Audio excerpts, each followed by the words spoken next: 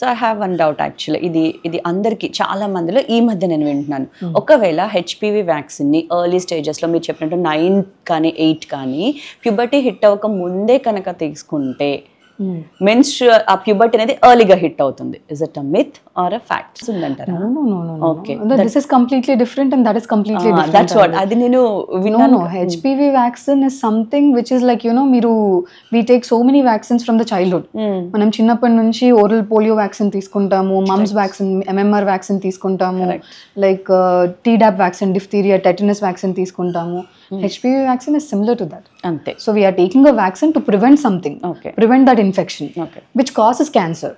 So మనకు అలా ఒక ఇన్ఫెక్షన్ ఉంది కాబట్టి మనం అది క్యాన్సర్ కాజ్ చేస్తుందని మనకు తెలుసు ఆల్రెడీ, కాబట్టి to prevent that we're taking a vaccine. So nothing to do with the puberty. Yeah, so it's అందరికి ఉన్న ఇప్పుడు కామన్ ప్రాబ్లం అంటే ఆల్మోస్ట్ అది మీరే చెప్పాలి ఎంత పర్సంటేజ్లో ఎంత ఉంది పీసీఓఎస్ అండ్ పీసీఓడి. అసలు ఏంటిది, దీనికి ఎందుకు వస్తుంది, దీనికి ఎర్లీ స్టేజ్ ఇది ఒకప్పుడు ఎలా ఉండదంటే కిడ్స్ తర్వాత లైక్ 35-40 ఏజెస్లో వచ్చేది. ఈ మధ్య టీన్స్ దగ్గర నుంచి almost every one having that. దాని గురించి ఒక చిన్న అవేర్నెస్ కంపల్సరీగా కావాలంటాను. True. I also wanted to like చెప్పాలనుకున్నాను నేను కూడా పీసీఓఎస్ గురించి. సో నౌ ఓపీడీకి వచ్చే 10 పీపుల్లో చూస్తే మనకు almost 6-7 people are coming with the diagnosis of PCOS. Coming with the diagnosis of PCOS. అంటే వాళ్ళు they are self assessing themselves that we're having PCOD అని చెప్పి వచ్చేస్తున్నారు అనమాట. సో PCODలో మళ్ళీ మనం సాఫ్ట్వేర్ వాళ్ళలో చూసుకుంటే చాలా మంది because of I could say stress factor is playing a major role. Stress and life style.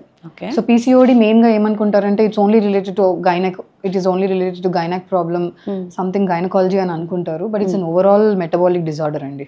చెప్పాలంటే it is an overall metabolic disorder. అందులో మనకి ఓన్లీ గైనక్ అంటే మెన్స్ట్రువల్ ఇర్రెగ్యులారిటీస్ ఉంటాయి, కన్సీవ్ అవ్వలేరు అనేది పక్కన పెడితే, అంటే అదొక్కటే కాదు, there are many other factors happening inside. It is predisposing them to early diabetes. So వాళ్ళకి ఎర్లీగా ఇప్పుడు యూజువలీ డయాబెటీస్ వచ్చేసి మనకి చాలా లైక్ ఎల్డర్లీస్లో వస్తుంది, ఆ టైంలో వస్తుంది. బట్ దీస్ PCOD ఉన్న వాళ్ళలో because it's a metabolic disorder, వీళ్ళందరికీ డయాబెటీస్ కూడా తొందరగా వచ్చే అవకాశం ఉంది. వాళ్ళందరికీ హైపర్ టెన్షన్ కానీ, డయాబెటీస్ కానీ, ఒబేసిటీ కానీ ఇవన్నీ ఎర్లీగా వచ్చే అవకాశాలే ఉన్నాయి. And they have like hormonal imbalances, like multiple hormonal imbalances ఉంటాయి అనమాట. They are not having simple just only మనకి estrogen estrogen or progesterone hormonal imbalance ఉంది అని మనం చెప్పలేము. సో PCODకి ట్రీట్మెంట్ కూడా it is lifestyle modification. అంతే.